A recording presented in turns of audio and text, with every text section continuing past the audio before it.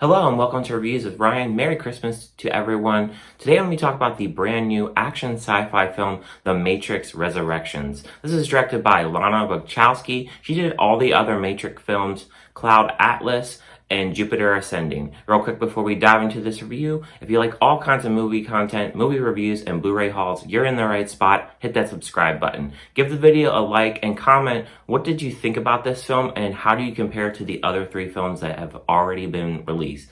Now without further ado, let's dive into my thoughts on this film.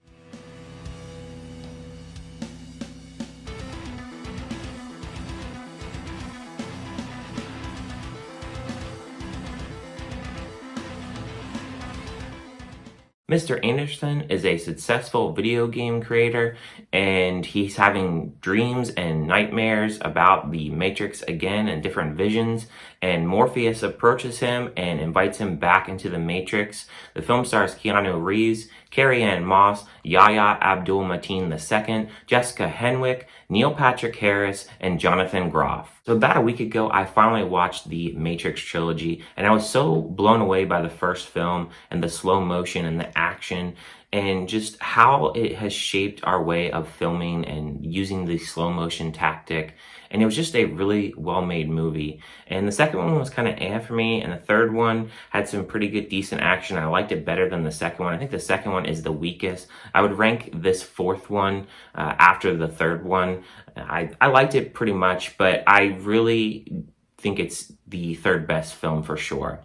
So going into this film, I can say that it's set 60 years after Revolutions, and Trinity and Neo's relationship, it's about as bright as ever. I feel like it's really deep love connection and one of the best out of all the four films. And on top of that, I really think that this film has very good visuals. The color scope is bright and it's a very wide variety of colors, and it looks really good on screen. The action sequences in this film are pretty good. There's not a ton of action like the second and third film, but there's enough action here to kind of interest the viewer. And there was one scene that reminded me of kind of like I was in a horror zombie movie. I don't know, it was just kind of interesting that they had that scene.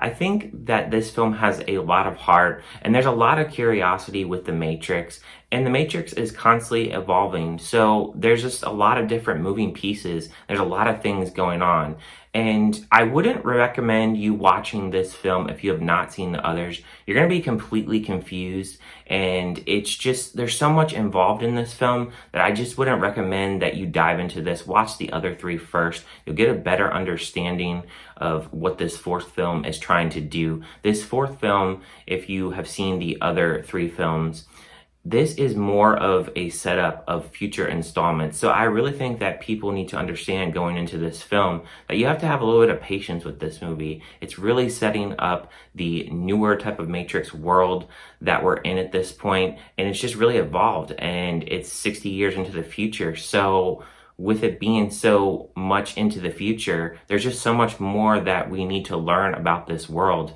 And that's what this film is doing. And I really appreciated that. As far as the acting goes in this, I think Keanu Reeves and Carrie-Anne Moss, they do a really good job with their roles. They really have their roles down. There's also a new character named Bugs, played by Jessica Henwick. She does a really good job as well. I really think that the director has a true passion for this love connection with Neo and Trinity.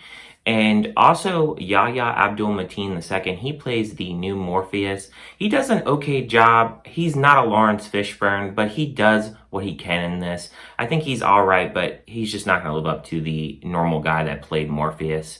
And as far as other acting goes, I think that the villain is okay in this. I think that he had a clever plan in this film, but I necessarily wasn't really sold on his performance. Not a horrible performance, but I wasn't necessarily completely sold on the performance that he gave. And then as far as my negatives go in this, the film feels kind of slow at parts. I feel that I wish that there was more action in this, but I feel like they should have also shaved some time off this film. It's 2.5 hours. It feels a little bit long at points, and at certain points it gets a little boring at points, but for the most part I was on board for the most part. I think that they could have had a little bit more action in this. As the least action out of all three films.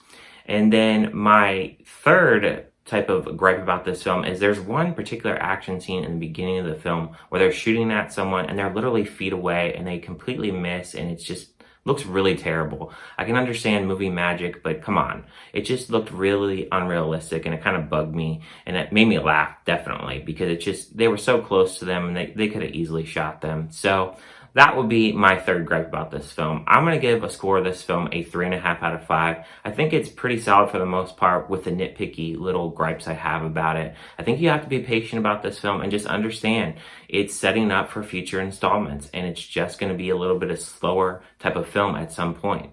Thank you guys for watching this review, and I'll see you guys in my next one.